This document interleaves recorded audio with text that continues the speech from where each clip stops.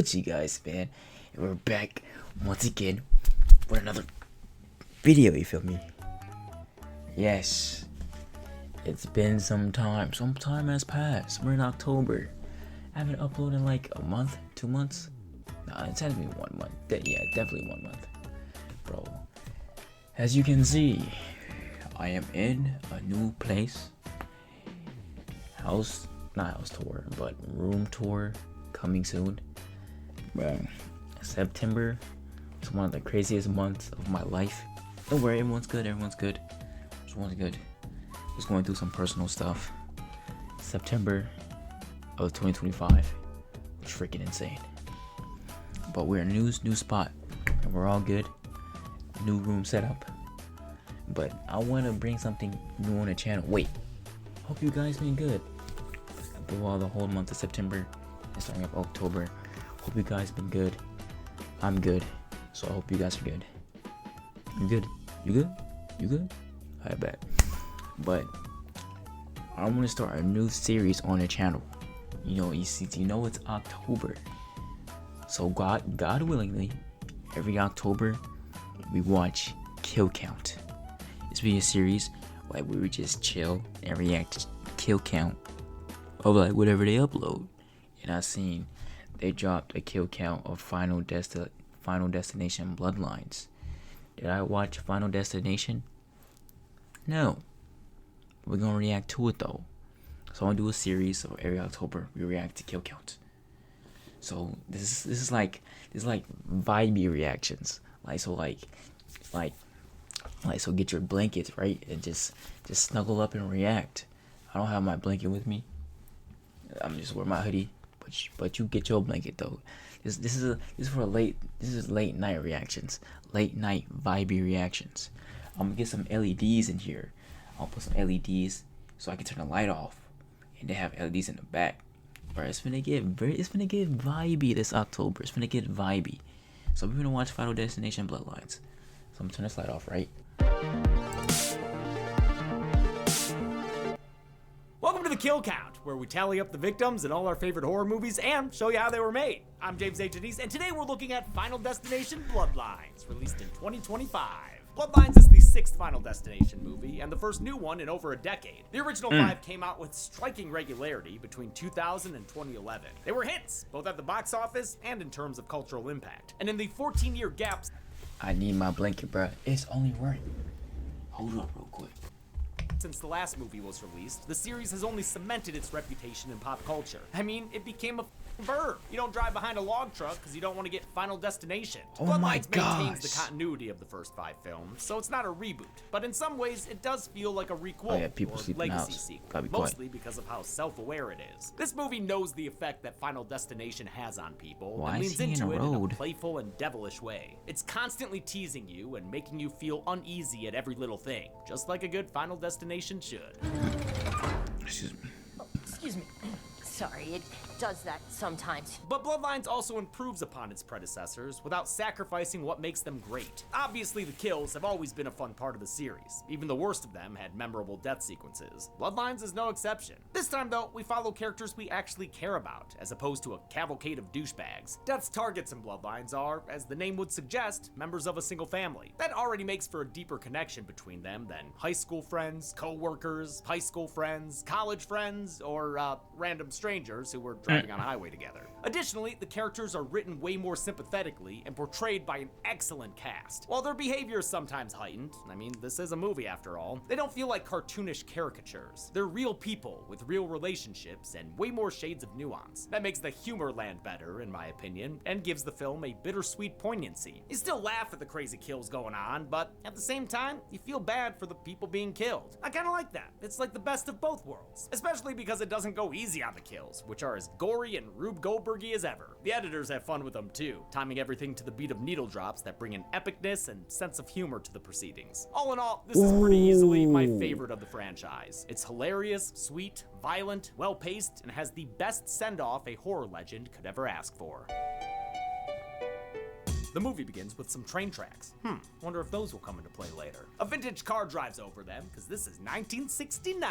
Or 69. Nice. 69. Young lovers Iris and Paul are headed Nice. to a date, while the soundtrack rips off An American Werewolf in London. Thankfully, they pay for a new song in cash, since Johnny's bass baritone starts singing about an ominous ring of fire. Paul is surprising Iris with the grand opening of the Skyview, a fancy restaurant and nightclub that's nearly 500 feet in the air. They head up in the elevator to this monument to aristocratic acrophobia, which is opening 5 months ahead of schedule. Is that a good thing? Well, it's a Final Destination movie, so, you tell me. This place is full of fancy patrons, tell me. a snooty maitre d', a cheerful elevator operator, and an enthusiastic singer named Evie. She's got her young son with her, and the poor kid is bored as hell. But he's much better behaved than Alfred Milano, a grade A disgusting little boy, as our friends at We Hate Movies would say. You know what we mean by that, a disgusting little boy. I mean, he's usually messy, he's up to no good. I don't think I need to elaborate. He's a disgusting little boy. Come on. Alfred may be the most better behaved than Alfred Milano, a grade A disgusting little boy, as our friends at We Hate Movies would say. You know what we mean Menace. by that, a disgusting little Menace. boy. I mean, he's usually messy, he's up to no good. I don't think I need to elaborate. He's a Dennis the Menace. What y'all know about Dennis the Menace? My boy Dennis was out here and wasn't playing no games. Bro, I remember I was watching this. Which one was I watching? Was there only one Dennis the Menace? Or did they make a part 2? But Dennis the Menace, bro, I remember he was on a boat with this homeless man. And he was messing with that man Beans. Oh my god. disgusting little Oh my gosh. Alfred may be the most disgusting and little stealing coins from a fountain, stomping on the glass elevator floor. I mean, the kid's a bad seed. Paul ain't posh enough to snag a table, kid tripping. according to the judgmental maitre d', but Iris sneaks him in anyway so they can take in the view. The terrifying, very high view. This opening scene is so effective at making every little thing feel like a prelude to disaster. Corks popping, heels clacking, glass squeaking. It's a total nightmare and feeds into what the series is known for. Final Destination really brings to life anxieties that everyone experiences.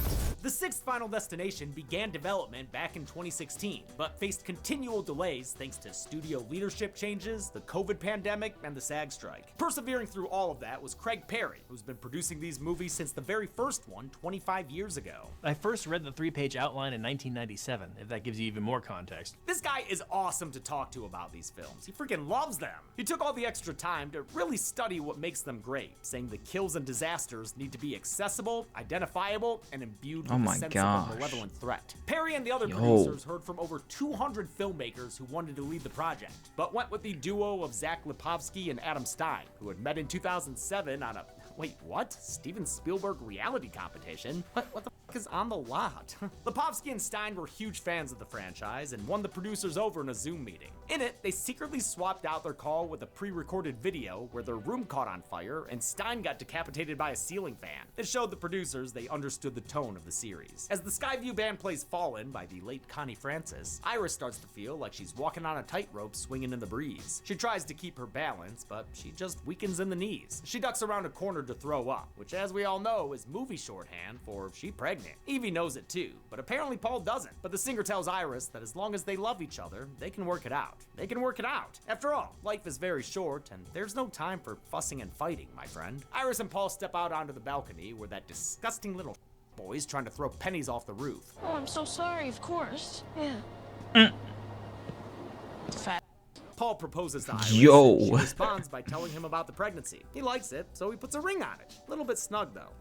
Wonder if that'll come into play later. As the newly engaged couple leaves, the little boy takes that penny and gives it a chuck. All that day, they'll be pretty since it winds up lodged in a fan blade. Iris and Paul celebrate their engagement on the dance floor. Tonight, you're the star, girl. The band plays Shout, which is the best song to dance to at a wedding, and one of the best Fortnite dances, too. Seriously, Make it's me wanna fantastic. shout. This high-energy Come on performance now, is shout. stressful as hell as the dominoes of Shout. inevitable Come on destruction now, are lined up. shout. They dancing so hard they popping rivets. And damn, none of y'all notice that giant crack in the glass floor? Would The y'all band dance gets out on of the bed and glass? knocks open a gas pipe as Not the music me. and merriment reach a crescendo. And then it happens.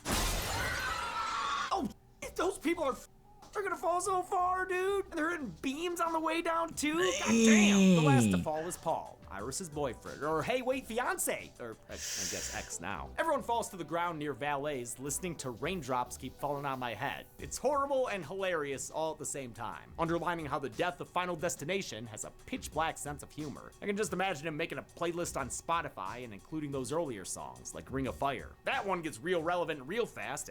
Goes bananas Foster inside the restaurant. Evie gets burned alive right in front of her kid. Jesus Christ, dude. Another woman is lit ablaze too in what may have set the record for the oldest ever burn stunt. Hell yeah, lady, look at her go. She is sprinting on fire. Oh my 71-year-old gosh. Yvette Ferguson rehearsed this 8 or 9 times before they ever got on set. She comes from a family of stunt performers and came out of retirement just to do this. She said, "Everyone else in my family's been on fire except for me. This is so exciting, and I never thought I'd get the chance." The remaining Skyview survivors are trampling each other, trying to find a way out of here. Little boy pushes his way past and makes it down the stairs, unlike a bunch of people who fall out as a whole wall crumbles and collapses. The only option left is the Tower of Terror elevator, which quickly turns into a I'm not claustrophobic getting on catastrophe. that. The maitre d' shoves Iris out of the way to get inside, but is rewarded by getting torn the in half when the cables break. Oh my god, that is a thing of absolute beauty right there. The floor starts to split apart, sending people to slam against the windows like bugs on a windshield. Iris GG's. manages to escape and tries to help one lady to safety, but that pesky Penny provides just enough weight to knock over a piano that plays her off. Damn, dude, that one felt kind of sad. Still, Oh this whole my sequence is a series of gosh. applause-worthy moments. No Oh, wonder this her movie jaw blew up in the broke. box office. This is a riot to watch with a crowd. I mean, where else are you gonna have audiences applauding this?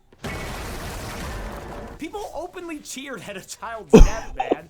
That's something special. The opening disaster was originally going to take place on a riverboat, but the filmmakers realized there was no topping the ultimate on-screen boatastrophe. We were just like, there's no way to like out Titanic in this situation. They changed the setting from the water to the sky and spent over a year figuring out every detail. It was the first thing filmed on a beautiful 100-foot set designed by Rachel Toole. They joked that the set cost more than the entire first Final Destination film. This main set was surrounded by a custom volume wall with LEDs that could show the skyline at any angle they wanted. They also had a set that could tilt for people to slide down, and another that could be lifted into the air for shots from beneath the dance floor. The Skyview Tower itself was inspired by Seattle Space Needle and Toronto CN Tower. The base of it is played by the Museum of Vancouver, which is where they shot this movie, just like most of the earlier films. The massive sequence involved 140 extras and took half the film's entire shoot to capture. While there is a bit of a CG Dang. feel to some of it, they shot a ton of it practically. There are a lot of stunt performers performing a lot of wire stunts. I don't think we've ever dropped 20 people all in one shot at one time. Some of the deaths had practical baselines too,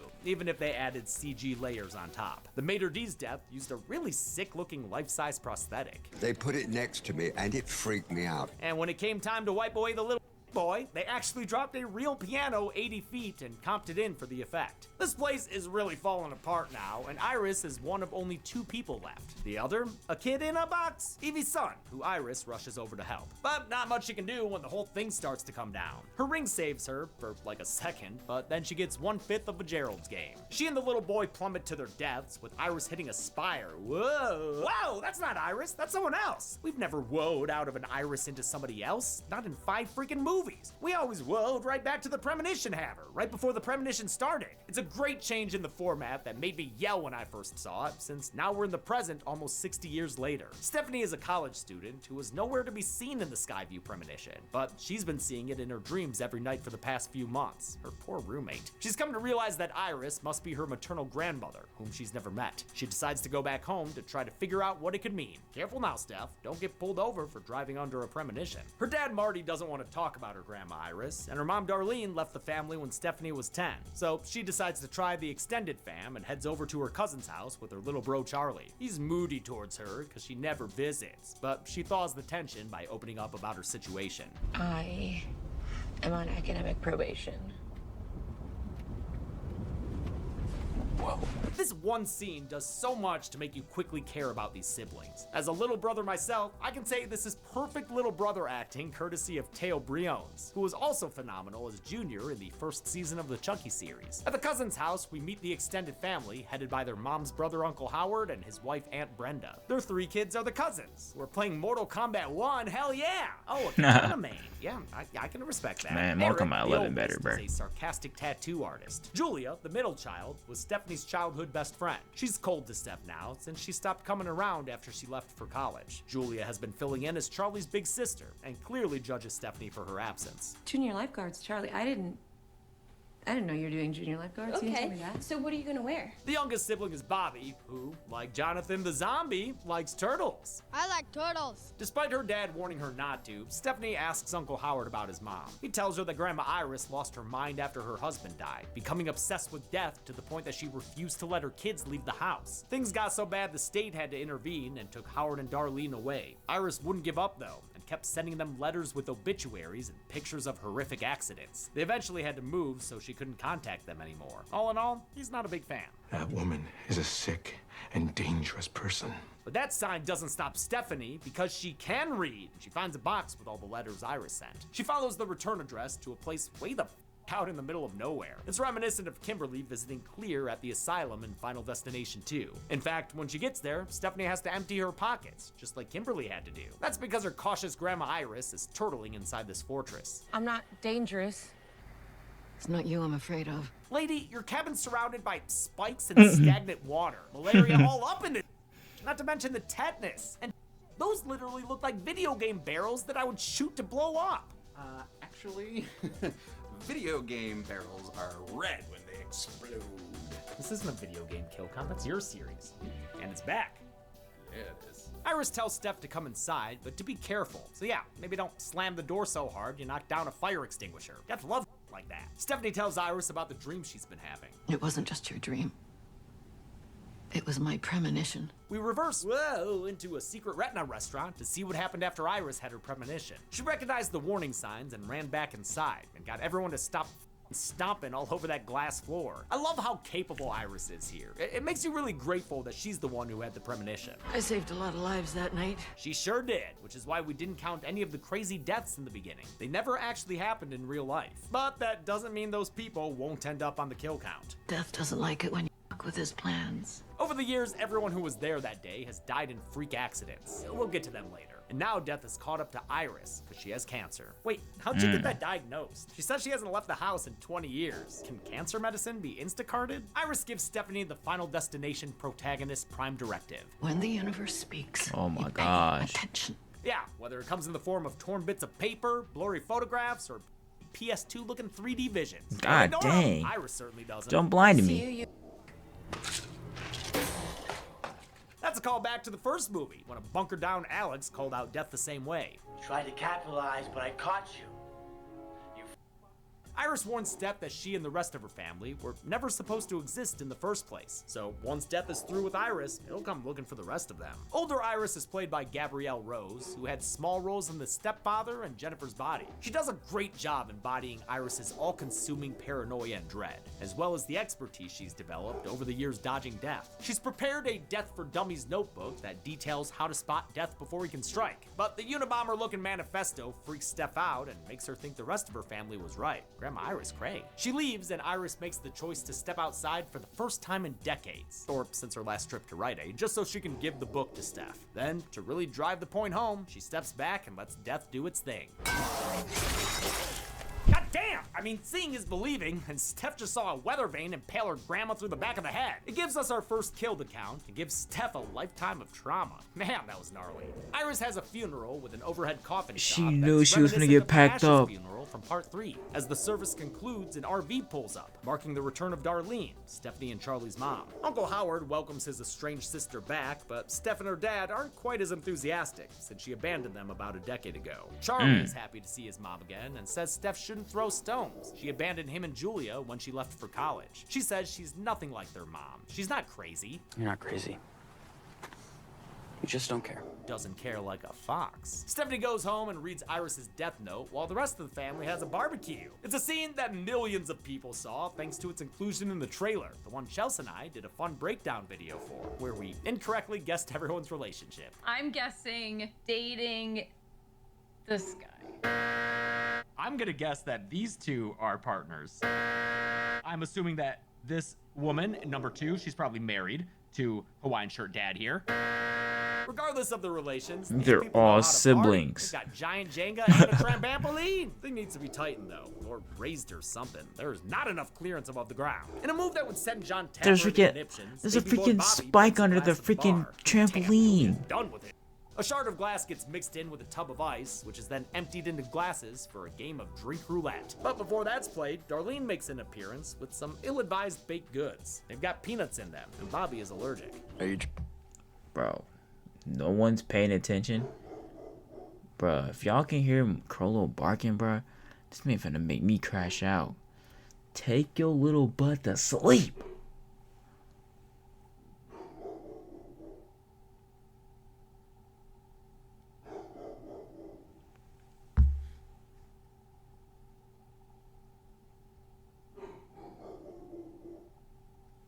And if I take him outside and I come back in here, he gonna be whining. I'm just trying to record. I guess he's in a phase where he's barking now when he gotta use the bathroom. Cause at first he just whines, but now he's getting older. He turns 1 month, not 1 month. He turns 1 year old in December. I forgot what date though, because they didn't tell us what. I still didn't get the date of when he was born. I just know he was born in December. But he should be straight now. Emptied into glasses for a game of drink roulette. But before that's played, Darlene makes an appearance with some Bruh. And you mean to tell me no one thought to look under the trampoline before they jump on it? I used to jump on the trampoline all the time. And I will look underneath. What is we doing? And then why do we have shredded glass next to ice? It's just a lack of people not paying attention. They not being attentive, bro. advised baked goods. They've got peanuts in them, and Bobby is allergic. Are you trying to kill my brother? Yeah, don't be stepping on death's toes. Previous Final Destinations have played around with fake outs and teasing the audience's expectations, like the screw on the gymnastics beam in Part 5. Bloodlines does it best though, like in the opening scene and here with this death trap of a barbecue. There's a rake under the trampoline, a grill trying to start fires like a baby Barrymore, and Chekhov's ice shard that's in someone's drink. We're all holding our necks uncomfortably as we watch the family toast and take sips. It's so stressful. Just put it there. Julia? Are you alright? Oh my god, there's a bug in there. At home, Steph sees broken glass and gets a funny feeling some fatal about to go down. She rushes to the barbecue in time to see Bobby fall through the trampoline, but since Darlene grabbed the rake earlier, he's totally fine. But you never know what Death actually has planned, because here we are worried about their throats when the glass shard ends up in Howard's foot. He assures his family it's just a flesh wound, but a series of unfortunate events in the background switch on the lawnmower, which runs over Howard's face and turns this family reunion into a sinister tape. And we all know how scary those are. Yeah, man, that's scary. Amazing horror scream by Anna Laurie, who's become a good friend of ours and even presented at the Horror Awards last year. Oh, better be careful. Don't want to get Final Destination. I met her at the premiere for Hysteria, the underrated Peacock show that she guest starred on, and which also features your humble kill count. That reaction was so trash. Hysteria, watch it on Peacock. Getting covered. Bruce Campbell's in it. Seeing Howard dead convinces Steph that Iris was onto something, and that there may be a way out since Jack Black found someone who survived. Oh, Stephanie, who's JB? Just one half of the greatest band who ever lived, mother. She gathers Iris' evidence pointing towards a death conspiracy, obituaries and articles showing how everyone who Iris saved has since died from horrific accidents, and any offspring those people have faced a similar end. Some fun bits to spot if you pause during the scene. Apparently, the boy became a pickpocket and died in a piano accident, just like he did in the premonition. Another article mentions a socialite who died in a house fire, probably our fire stunt gal, and the maitre d's still ended up killed in an elevator accident. Even Iris' death was on point.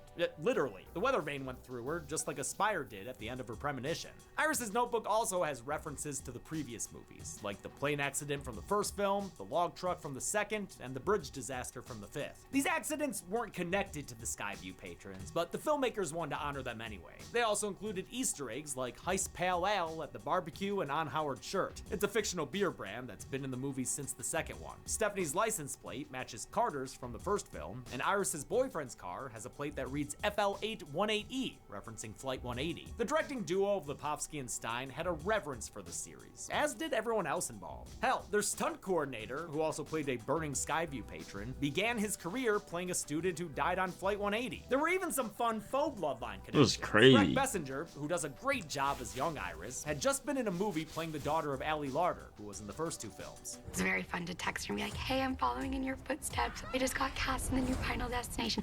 And in the Chucky TV series, Teo Brion's dad was played by OG Final Destination star, my boy Devin Sawa. He was the first person I texted. Lipovsky and Stein ran a fun and encouraging set. Richard, you sold that, buddy. All of the BTS I watched seemed like one giant love fest. Everyone who makes these movies is just having a great time. You can really tell the director set that tone. I imagine that they like put on matching pajamas and get into little like Dick Van Dyke beds at night, and they're like, "Good night, Zach. Good night, Adam." Still, these created quite the conundrum for the kill count. Our rule is that we count mass kills if the event is shown on screen and we get a verified number of victims. That was the case for all 5 of the previous Final Destinations. Here, we don't see the actual deaths since the Skyview disaster never actually happened. But we did technically meet all these people when we saw them in Iris's flashback. Since we did meet them in video form and we're learning about their deaths now, that makes them eligible to count. Writer Addison counted 138 deaths on Steph's murder map, which,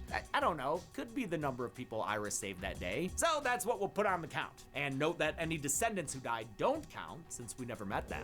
Steph presents the project to her remaining family members like the world's most up PowerPoint party. She explains that Death is going to kill off Iris's descendants in order, now that he finally caught up to her. Death is coming for us because we were never supposed to exist. It began with Iris's eldest child, Howard, and like a monarchical line of succession, it'll go through his kids next. Eldest Eric, middle gal Julia, and then poor baby Bobby. After them, it'll go to Iris's younger child, Darlene, and then on to her kids, Stephanie, and finally Charlie. Their dad, Marty, and Howard's widow, Aunt Brenda, are safe, since they're not part of the bloodline. Look at them. Obviously, no one believes her. You're turning our dad's death into some kind of fucked up conspiracy theory. What is wrong with you? No. Everyone leaves to process their grief, far away from the person telling them they're all gonna die. I just gotta say again that the cast of a Final Destination movie has no right being this good. It helps that the directors insisted on rehearsal time, which is actually pretty rare nowadays, and encouraged improv on set since the actors got to know each other so well. They're able to handle a whole gamut of emotions: grief, skepticism, anger, acceptance.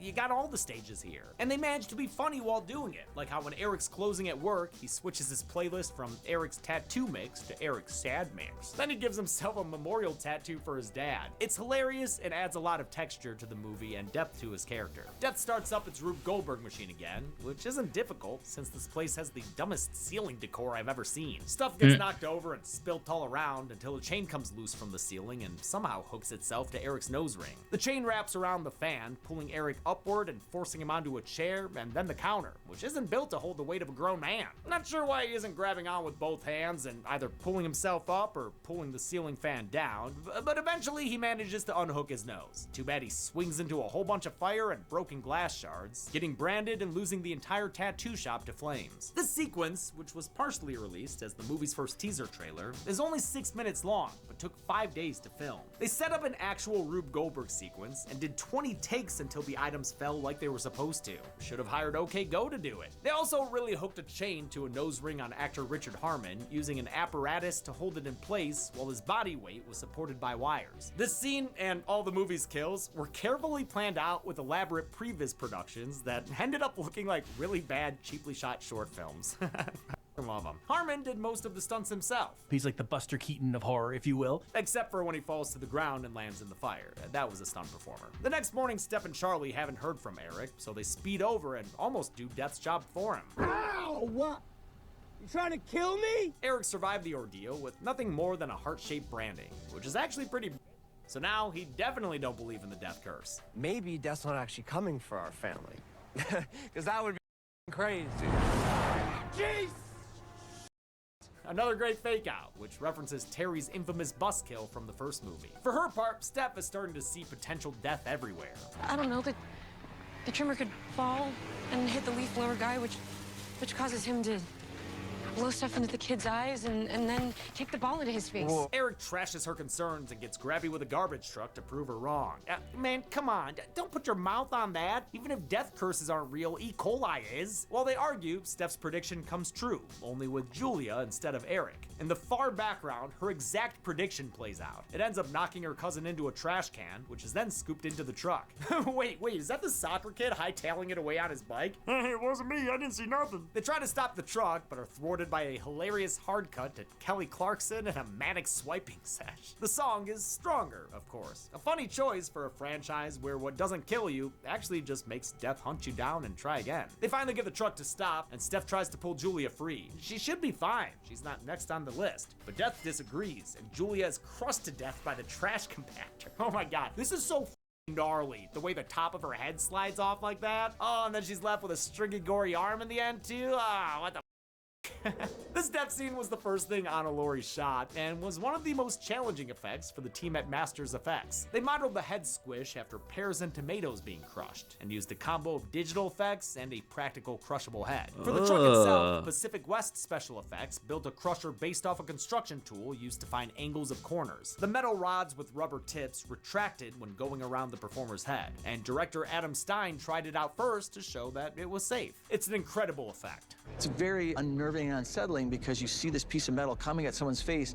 and then all of a sudden the metal stops, but it keeps growing around the rest of their face. I heard the tool compared to those pin screen toys where you can make an impression of your hand or whatever. They then filled the truck interior with clean but gross materials like wet oatmeal and placed Laurie inside. She didn't do the trash can dump. That was performed by her stunt double Evelyn Gonda. Finally, the kill had more gore added in post, which I kind of wish they didn't do. Like, it's not as bad as the fourth movie where awesome practical effects were covered up with cartoon blood, but I do wish they had gone a little lighter with the digital dressing. Steph blames herself for screwing up the order, but Aunt Brenda says no, it's her fault. She confesses that Eric isn't Howard's biological son, and thus isn't part of the bloodline. She had an affair with some guy named Jerry Fenbury. Jerry Fenbury? Yeah, dude, Jerry Fenbury. What, is this why you always wanted to play catch? Harmon improvised 10 different takes of his reaction, trying different punchlines until they got to this one. Aunt Brenda exits the movie completely, because I mean, it. She's not on Death's chopping block. Baby boy Bobby is though, and he's next in line, so he begs Steph to help him survive. After all, she can see Death's plans, just like Iris could. It's like an equation, it's math. Yeah, it's like the Pythagorean theorem. She remembers Iris's notebook mentioning that other survivor named JB. Darlene says it's a friend of her mom's who works at a nearby hospital. What was that place's name again? Something River? Clear. Nope. Clear Rivers was Allie Larder's character in the first two films. And yes, her name was Clear, not Claire. I wasn't the wrong one that time. Commenters from throughout the years. It's Claire. Damn, some of you were so confidently wrong. They figure out the name of Hope River Her name Hospital is and Claire. decide to drive there. Bobby wants to come too, refusing to be left alone at home. I mean, there's like 1,000 house-related deaths in that thing, man. You could trip down the stairs, fall down a toilet or something. I don't know. Yeah, he might even clean up after himself with that one too. Even though Eric ain't a member of this bloodline, he decides to tag along to keep an eye out for his brother. And he'd better. He's the only one who remembers to do a nut check. Nut check. What? Both kinds. On the drive over, Steph sees evidence that Darlene kept them in her thoughts. She only left because she was afraid of giving them the same childhood Iris gave her, one completely taken over by fear. It wasn't a decision she took lightly. It had a deep impact on her. They reach the hospital and head to the morgue, where they see a mortician performing an autopsy on an unnamed male body. So yeah, I guess I'll go ahead and count that, whatever. It is far from the most important part of the scene, because this is our return of the king. William John Bloodworth, but my friends call me JB. Your friends call you great. Bloodworth was a pivotal character in the original Final Destination, as well as Part 2 and the surprisingly good Part 5. Turns out he was also the little boy Iris saved at the Skyview all those years ago. After that, they became friends and learned the ways of death together. He even helped her get medical care. Oh, so he was the DoorDash doctor. Bloodworth tells them the only two ways to stop death, according to the franchise so far. Kill someone and get the time they had left, an idea introduced in Final Destination 5, or die and be brought back to life, which is what he's seen, as the Notebook hinted at, since he knew Kimberly from Final Destination 2. She did the whole flatliners thing, and apparently ended the death curse. Bloodworth confirms that she survived. He warns them that death is a bitch, and that he knows his time is soon. He's sick, thus his frail appearance. He leaves them and the film with one final piece of wisdom. I intend to enjoy the time I have left And I suggest that you do the same. Life is precious. Enjoy every single second. You never know when. I'm not trying to be corny, but this scene is very emotional to watch. The producer said it was a top priority to include Bloodworth, since he means so much to the fans. Tony Todd knew this would likely be his final appearance in the franchise. We're acknowledging a passage of time, and I'm not immortal. He had been quietly diagnosed with stomach cancer, which he kept private but told the producers. They decided to let him come up with his character's final words, which would be a direct message to the fans. I'm not surprised he came up with that beautiful line himself. It was a truly beautiful human being. And to all the people out there that love the franchise, Shout out they to the legend, obviously man. do. Goodbye is never goodbye. Goodbye is just the beginning. I never want to overstate how close I was to him. I had an amazing lunch with him one time, and he always said hi and hugged me and Chelsea at conventions. But that was enough to make you feel like his friend. He was a great man, and I'm glad he got to leave his legacy in literally the best way possible. We all have to go one day, but few can do so as gracefully as Tony Todd. He was a class act to the very end, to Tony. Steph and the others don't know what to do, but Eric's Long drawn live to Tony, the Flatliners idea. All they've got to do is kill Bobby and bring him back. I mean, they pulled it off in Countdown in that one Fear Street movie, and they're already in a hospital. Shouldn't be that hard. They run off to figure out the fratricide, pausing only ever so briefly to consider the other option. Bobby could kill someone else and get the time that they had left. And, you know, babies have a lot of time left. Well, I mean, No. no, of course not. Of course we not. wouldn't do that. No, right? we would never. Don't touch those babies. Since they're not that chick from Jigsaw, they don't kill any babies, and instead decide to use Bobby's nut allergy. He picks some peanut butter cups for his last meal, but the vending machine doesn't want to give him up. Well, I get, oh, come on, man, really? You're gonna do that in this situation? Vending machines kill more people than sharks. It gives up the goods, and they sneak into an MRI room where they're confronted by the beginning of Saw X. They don't notice when a falling clipboard wakes up a computer that turns on the machine. They're too busy trying to save their family from the curse. Me and you, we are going to fix things for everyone. Damn, man, you can really read into that. These two have probably always felt like the least successful or most immature members of the family. This is their chance to be the heroes.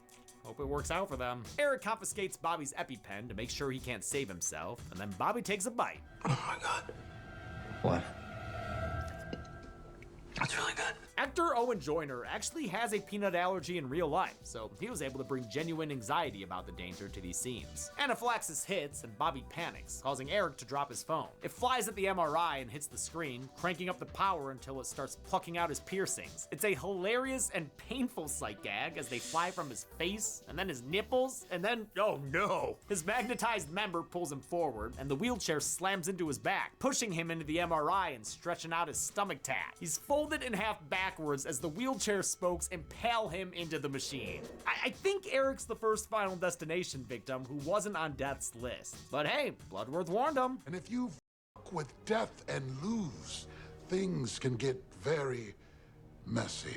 Richard Oh Harmon my saw the first 5 gosh. Final Destinations as they came out and knew how special it would be to get killed Disgusting, I feel like I got bro. really lucky with my death. in one. For his incredible kill, Disgusting. they created a reverse folding torso with breakaway tattooed skin. The spokes going through the belly tattoo are an homage to the 5th movie's poster. For his backbend, they built a double-decker platform inside the MRI, like the kind used in the magic trick where someone is sawed in half. You know, when it's not a leprechaun doing it. Harmon took the top half, while a stunt double named Colton played the part of his legs. He had to squeeze himself into just the tiniest little space. He has a much better butt than I do, so that's great for everybody when this comes out. They even sewed their clothes together to really sell the effect, and the CG wheelchair was added digitally by the VFX team. Bobby crawls his puffy over to Eric's body and grabs the EpiPen to administer the medicine just in time. But that damn vending machine from earlier loses a spring that rockets through his nog. Oh no! Oh, then it keeps spiraling in deeper. Oh, that's so mean. And then he falls, ripping his head in half. Oh, god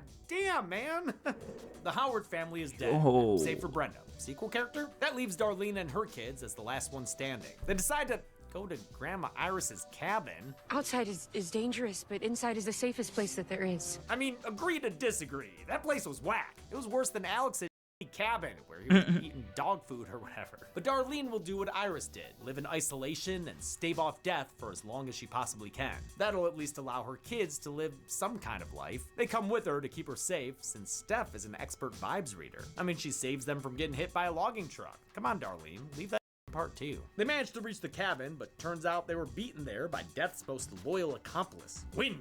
With the weather getting frightful, they decide the best way to keep from dying is driving their RV full speed through a metal gate right into the punji stick yard in Mosquito Pond. What the f are y'all doing? Steph's seatbelt gets broken in the process. Good job, geniuses. So she sends Charlie and Darlene on without her. They get to the front door, but Death's done playing around with them and uses a gas leak to blow the whole place up. Oh, Darlene went flying. The RV gets tipped over right into Skeeter Pond, trapping Stephanie underwater. This sequence was done with a huge practical explosion that they filmed with 8 cameras at a high speed. Actress Caitlin Santajuana trained so she could hold her breath for 2 minutes underwater to make filming comfortable. They're mostly comfortable. I couldn't see for like the next 2 days after from all like the chlorine.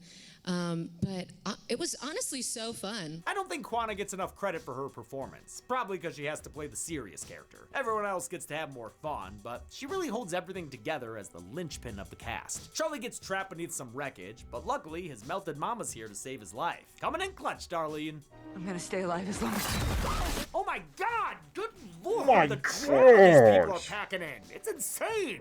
Darlene's death here was the result of reshoots. Originally, she was crushed much earlier by a falling letter from the hospital sign after narrowly surviving an incident with a revolving door. You can actually see shots of it in the trailer, but the final cut only features the revolving door in a fake-out scare when they first get to the hospital. Charlie gets inside the RV and grabs a knife to cut through Steph's seatbelt. Oh, and his hand. Damn, that's deep. As he tries to get her free, the picture Iris is in on her, but after a beat of black, she's back, coughing up all the water and mosquito larvae from her lungs. He saved her with CPR. You died, and I brought you back. Oh, yeah? I don't know. I ain't putting up a kill graphic. Sorry, Charlie. But he ain't no damn doctor. I need a better diagnosis than, like, some kid. They hobble away from the flames, convinced they've successfully broken the curse. Sometime later, it's the day of the big dance. Steph and her dad take Charlie to pick up his prom date on the same street Iris and her boyfriend drove down in the opening scene. Charlie talks about how he brought Steph back from the dead, and his date's dad actually is the claim. Well, technically, you weren't dead. What?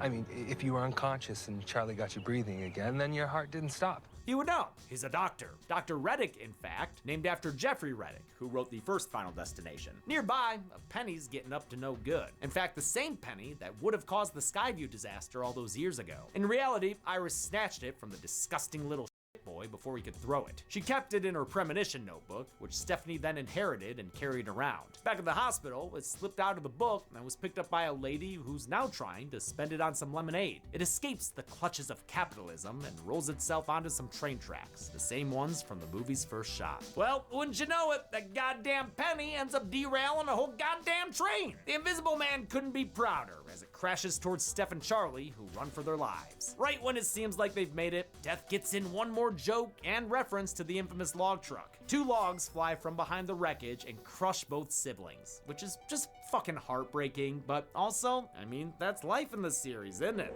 How much blood was on the line in this deadly family reunion? Let's find out and get to the numbers.